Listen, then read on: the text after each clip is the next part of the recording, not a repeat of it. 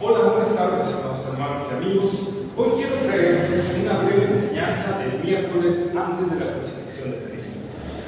El miércoles nosotros vamos a ver la crónica de una apostasía anunciada, es decir, la traición de Jesucristo, la traición de Judas Iscariote hacia el Señor Jesucristo, ¿verdad? Nosotros vamos a ver eso. Quisiera que fuéramos a Mateo, capítulo 26, versículos 14 al 16.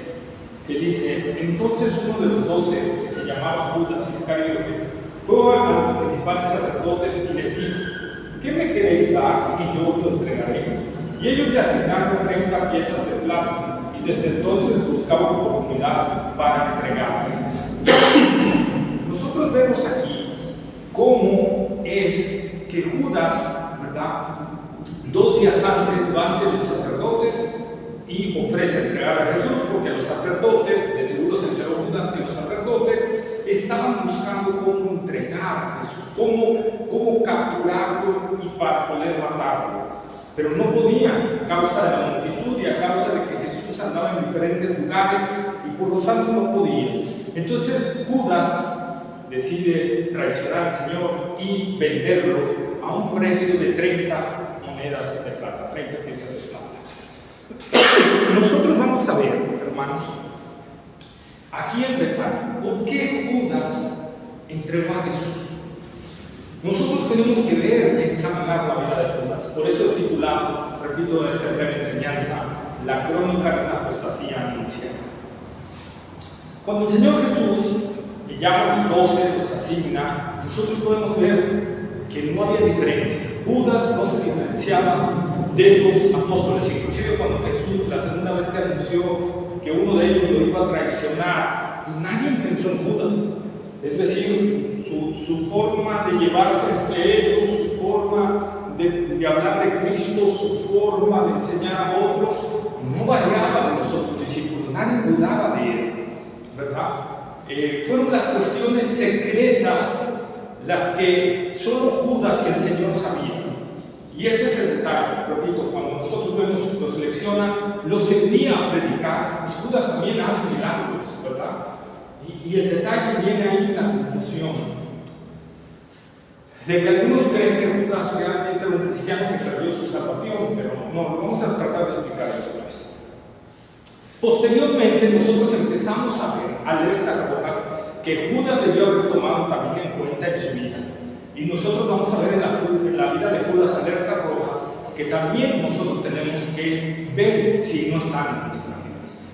Y vemos nosotros que Judas, la palabra de Dios dice que Judas extraía el dinero de las ofrendas que le daban al Señor.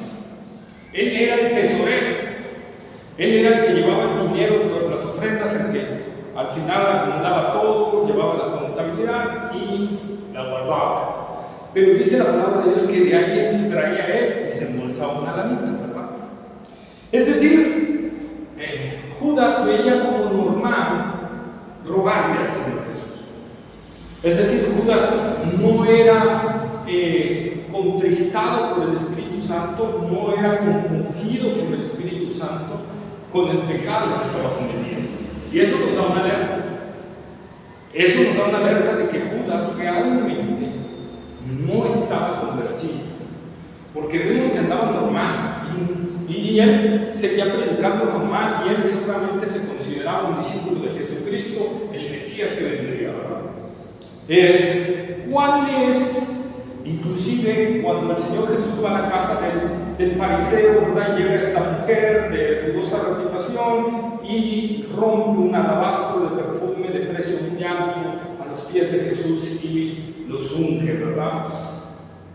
Y Judas, el primero que dice, esto se debió haber vendido a los pobres. Pero dice la misma escritura, no es que te hubiera cuidado de los pobres, es que ese dinero iba a caer en la bolsita y de ahí él iba a pagar y se iba a embolsar una cantidad, ¿verdad? Y eso es lo que le preocupaba realmente a Judas. Fíjate. Y esto ocasionó también que otros discípulos dijeran lo mismo, y el Señor tiene que hablar ahí y decir, a los pobres siempre los van a tener, pero a mí no. Esta mujer lo ha hecho para mi sepultura, y es la enseñanza. Posteriormente, nosotros vemos que el Señor anuncia su muerte, que Él va a morir. Y ahí es a donde Judas ya no le gustó el asunto. Ahí es a donde Judas ya no le gustó el asunto. No le importaba que los fariseos los anduvieran buscando para matar, ¿verdad? Él participaba de esos peligros, él participaba de que lo infamaran también junto con Cristo, eso no le importaba. Pero ya cuando Cristo dijo que iba a morir, ahí sí le importó. Y ahí sí fue cuando Judas ya empieza a ver cómo traicionar a Jesús. Y es cuando se va con los sacerdotes y les dice en cuánto me pagan porque yo se los entregue. ¿Por qué esta actitud? Simple y sencillamente Judas dijo, ya no voy a recibir dinero, ya no voy a agarrar de aquí, necesito agarrar de otro lado, ¿verdad? Muy probablemente entonces Judas seguía a Jesús, porque Judas sabía que era el Mesías, y entonces seguía a Jesús porque quizá lo nombrara tesorero de su reino. Y entonces dijera Judas, ya no voy a agarrarme, vamos a hablar en dólares porque este video probablemente será en Colombia y en otros países, ¿verdad? Y Judas dice, ya no me voy a embolsar $100. Ahora me voy a poder embolsar $100,000. Si el Señor me pone de tesorero en su reino, imagínense, tonto, no, quizá $1 millón o $10,000 millones, me voy a estar embolsando mes con mes y metiéndome dinero. Ahí estaba el corazón de Judas, ¿verdad? Sí, amaba en cierta forma al Señor, pero amaba más el dinero. Y esto me recuerda a Demas. Cuando Pablo dice, Demas me ha desamparado, amando más este mundo. Y eso me recuerda también a Juan en su primer capítulo, cuando dice, los hombres aman más las tinieblas que la luz. Esa gente que dice, sí, Cristo es ya, pero cuando ya no les conviene la situación, entonces abandonan la verdad del Evangelio. Y nosotros vemos a Judas ahí. ¿Y por qué hablo esto de una crónica de una apostasía anunciada? Porque Jesús lo había dicho, uno de ustedes me va a entregar. Anteriormente, antes de que Judas diera el paso para ir con los sacerdotes, Jesús ya había anunciado una vez. Posteriormente, después de esto, se lo vuelve a anunciar, ¿verdad? En la cena.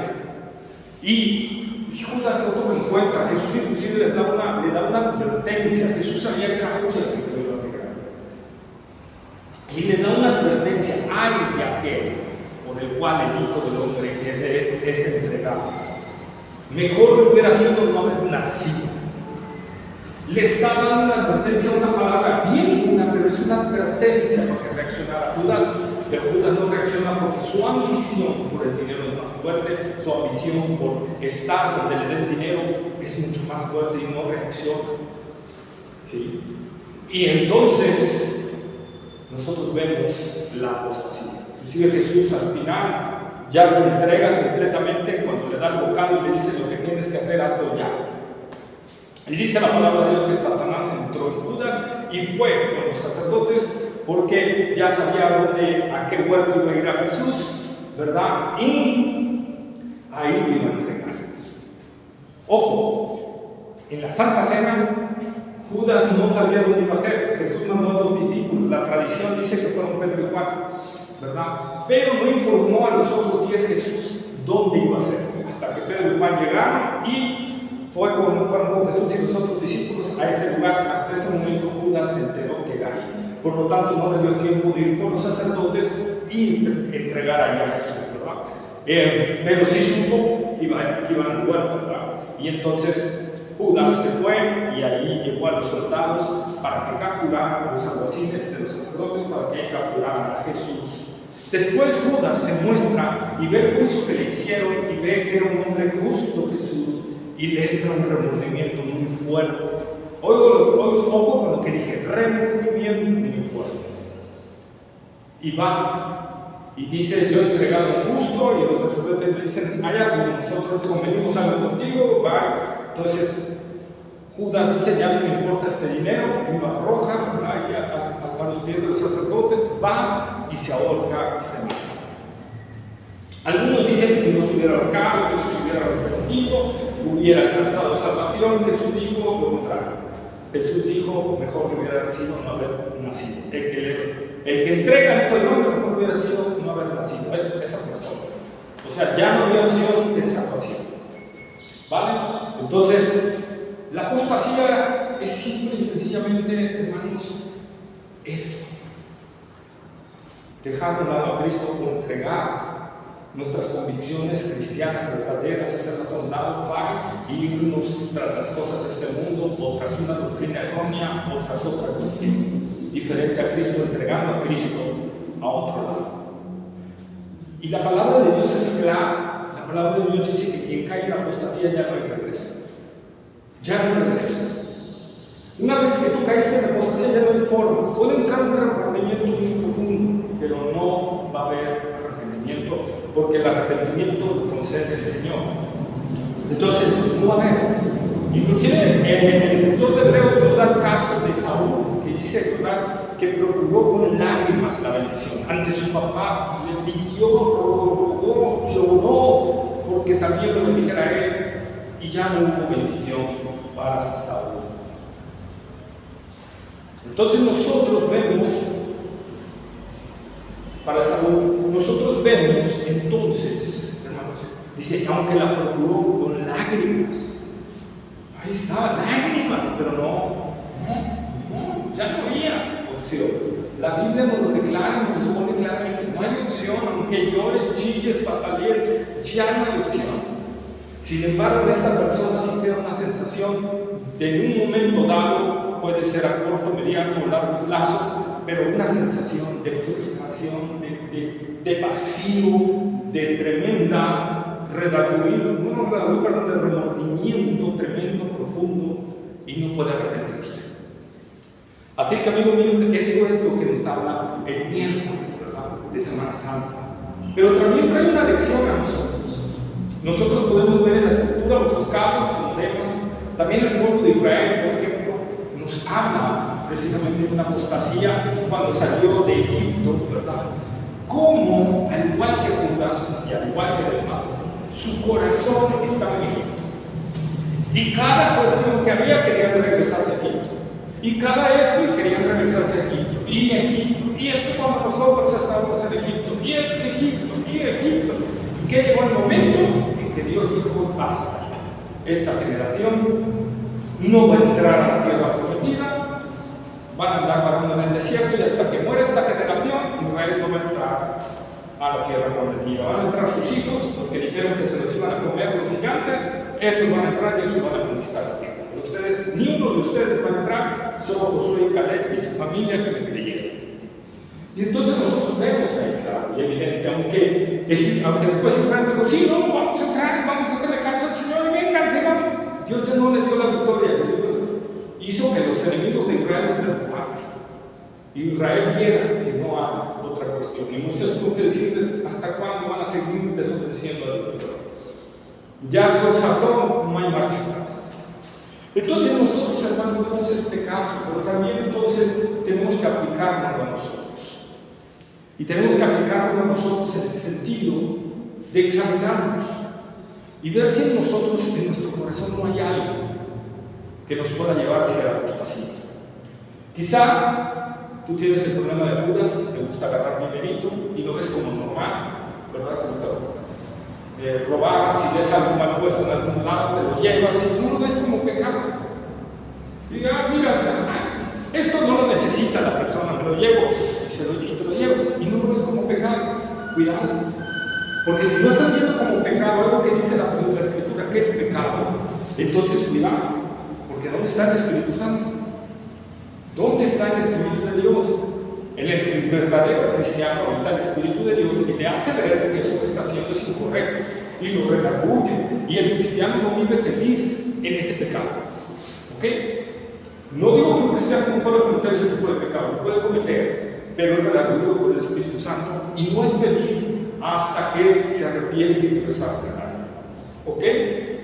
Entonces nosotros vemos esa. A lo mejor tú eres de los que dicen, no, bueno, yo no robo, pero a lo mejor mientes, te gusta mentir. Te gusta practicar la mentira y no sientes feo mentir. No sientes feo decir mentiras o ir más allá de lo que realmente hiciste, enarbolar mucho más de lo que hiciste, ¿verdad? Y no sientes algo. ¿Sí? No, es que mira, yo hice una casa y la hice así, y hablas cosas que no, cuando hiciste un jacalito, ¿no? O hablas de que hiciste no sé, unas bases tremendas, bien fuertes, bien sólidas, y son unas bases normales, ¿no? Y estás exagerando lo que estás diciendo, pero lo dices así y no hay ningún redarguir del Espíritu Santo en tu vida. Cuidado.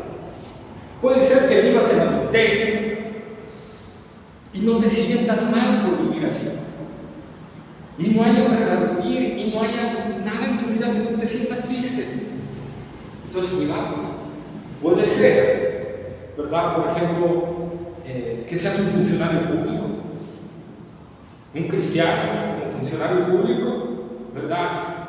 Y estés agarrando moches, y estés cobrando tajadas, y estés cobrando porcentajes, y el Espíritu Santo no te redarguya que lo que estás haciendo está mal, y lo dejes de hacer. Si tú estás contento con eso, pues Dios sabe, todos tenemos necesidad, y así lo mismo decía Judas. Todos tenemos necesidad, bueno, no lo dice la Escritura, pero hablo en ese sentido, porque no vemos ni un redarguir de Judas en el sentido de tomar el dinero que no debía de tomar. Y nosotros vemos, entonces, si tú eres funcionario, estás haciendo eso, funcionario cristiano, y estás haciendo eso, y el Espíritu no te redarguye y no te lleva a dejar eso, pues entonces cuidado, puedes caer en la apostasía. Una es que en realidad seas un cristiano que nada crea, ¿verdad? Pero dos, un cristiano, entre comillas, lo voy a poner así para que no lo diferenciemos, porque no hay cristiano o semi-cristiano, nada más hay cristiano, ¿no? ¿Verdad? Pero para que me entiendan, lo estoy parafraseando así. O puede ser una persona que se diga ser cristiano, más bien dicho. Intelectualmente tú crees que eres cristiano, intelectualmente crees que el cristianismo es la verdad, intelectualmente sabes que Cristo es la verdad, ¿sí? Pero si haces cosas que no debes de hacer y no hay un cambio en tu vida, no hay un redarguir en tu vida, cuidado. Estás siguiendo los mismos pasos de Judas y puedes caer en apostasía, en lo cual habrá una horrenda expectación de muerte y no podrás ser salvo bajo ningún término. Entonces, esa es la realidad. Lo que el miércoles hoy nos deja reflexionar, como dijo el apóstol Pablo a la iglesia de Corinto. Examinaos a vosotros mismos si estáis en la fe, no vaya a ser que estéis reprobados. ¿Qué le estaba diciendo Pablo a la iglesia de Corinto? Examínense, no vaya a ser que ustedes crean que son cristianos y en verdad no lo son. Examínense. Y eso nos habla a nosotros, que tenemos que examinarnos día con día, semana con semana, para ver si en verdad somos de Cristo, para examinarnos y ver si estamos caminando conforme a lo que el Señor dice en su palabra. Eso es lo que nos deja el miércoles de Semana Santa, meditar en eso, para que no sea una crónica de una apostasía anunciada en nosotros. Medita, déjame tus comentarios, con todo gusto te los contestamos. Dios te bendiga.